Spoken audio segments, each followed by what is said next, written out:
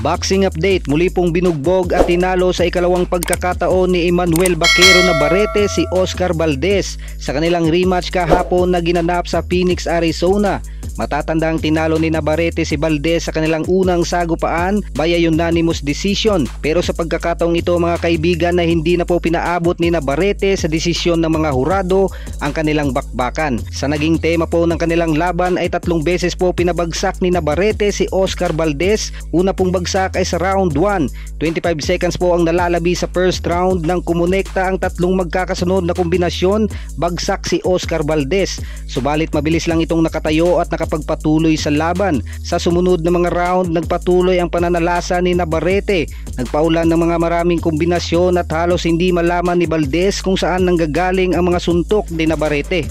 At sa round 4 ay kamuntikang ma-knockdown muli si Valdez, bagya itong na-outbalance nang abuti ng isang malakas na left hook mula kay Navarrete. At bago matapos ang round 4, muling bumagsak si Valdez, huling segundo bago tumunog ang bell nang kumonekta naman ang isang mapaminsalang right uppercut, bagsak sa pangalawang pagkakataon si Valdez. Round 5 ito ang matindi mga kaibigan, 8 segundo po ang natitira sa round 5 nang kumonekta ang solidong left uppercut mula kay Navarrete. Talsik po ang mouthpiece ni Oscar Valdez at pagtungtong po ng round 6 ay dito na po natapos ang laban.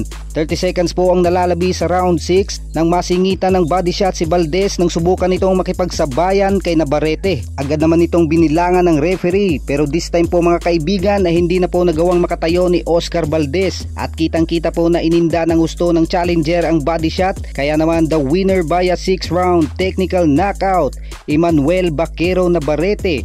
Nag-improve na ngayon ang kartada sa 39 wins, 2 losses, 1 draw with 32 knockouts. At matagumpay nitong maidepensa ang kanyang titulong WBO Junior Lightweight Belt. Habang si Oscar Valdez ay meron na ngayong 3 talo sa kanyang kartada. Nakuha ni Oscar Valdez ang 1 talo mula kay Stevenson. Sa iba pang balita, Rafael El Divino Espinosa matagumpay na maidepensa ang kanyang titulong WBO Featherweight Belt kontra sa boksingerong humahamon kay Naoya the Monster Inoue na si former Olympic gold medalist Robeisy El Tren Ramirez. Matatandang dati na naglaban ng 2 boksingero at panalo po si Espinosa na umabot sa desisyon. Subalit sa pagkakataong ito mga kaibigan ay impresibo po ang naging panalo ni Espinosa sa kanilang rematch nang pahintuin nito si Robeisy Ramirez sa round 6 ng kanilang bakbakan. Nabasag po ang orbital bone ni Ramirez nang kumonekta ang isang right straight ni Espinosa sa kanang bahagi ng mata ni Ramirez, ang siyang naging dahilan ng pagsuko sa laban ni Robeisy Ramirez. Kaya naman the winner via 6 round stoppage, Rafael El Divino Espinosa, at nag-improve na ngayon ng kartada sa 26 wins, no losses, no draw with 22